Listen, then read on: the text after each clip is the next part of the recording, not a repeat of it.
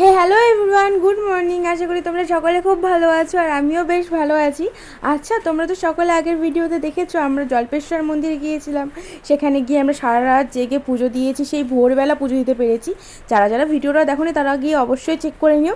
যেহেতু আমাদের পুজো দিতে ভোরেই গিয়েছিলো, তাই আমরা সকালে ওই তো 9:30 10টা নাগাদ আমরা এই মন্দিরে এসেছি। এই মন্দিরটা আই থিঙ্ক ভদাগঞ্জে, আমি ঠিক জানি না লোকেশনটা, মামা ওরা নিয়ে এসেছে। কোনো সময় আসিও নি, প্রথমবার ভিজিট করা। আমার এসে নিয়ে বেশ ভালো লেগেছে, কারণ আশেপাশে এত সুন্দর গাছপালা না, দেখে মনে হচ্ছিলো আমি পাহাড়ের কোনো একটা জায়গায় রয়েছি। আর এই মন্দিরে না অনেকগুলো ঠাকুর রয়েছে। আমি তো ভেবেছিলাম যে হয়তো কোনো একটা ঠাকুর রয়েছে, কিন্তু না, বেশ অনেকগুলো ঠাকুর রয়েছে। আর এই যে এখানে এই যে বড় একটা মন্দির টাইপ করে রেখেছে, এখানে আমরা যখন আসি ততক্ষণ পর্যন্ত মন্দিরের দরজাই খোলা হয়নি। যাই হোক, এখান থেকে ভিউটা জাস্ট আরও বেশি ভালো লাগছিল। তারপরে আমরা নিচে নেমে সব পুজো কমপ্লিট করেছি।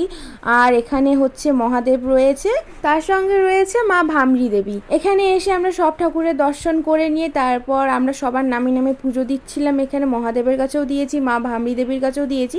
তারপরে কিছুটা এগিয়ে যেতে এখানে মা ভামরি দেবীর একটা চরণ রাখা ছিল, সেই চরণ ছুঁয়ে আমরা সবাই আশীর্বাদ নিয়েছি। এরপর একটা লোক এসে আমাদের জানালো এখানে মা কামাখ্যাও রয়েছে, আমরা সেটা জানতাম না। তারপর ওই লোকটাই আমাদের মা কামাখ্যার কাছে নিয়ে গেছে। এর আগে আমি কোনো সময় মা কামাখ্যাকে দেখিনি, এই প্রথম দেখা। আমার বেশ ভালো লেগেছে। আচ্ছা, এরপর না আমার ফোনের চার্জ শেষ হয়ে গিয়েছিল, এর জন্য আমি আর কিচ্ছু ভিডিও করতে পারিনি।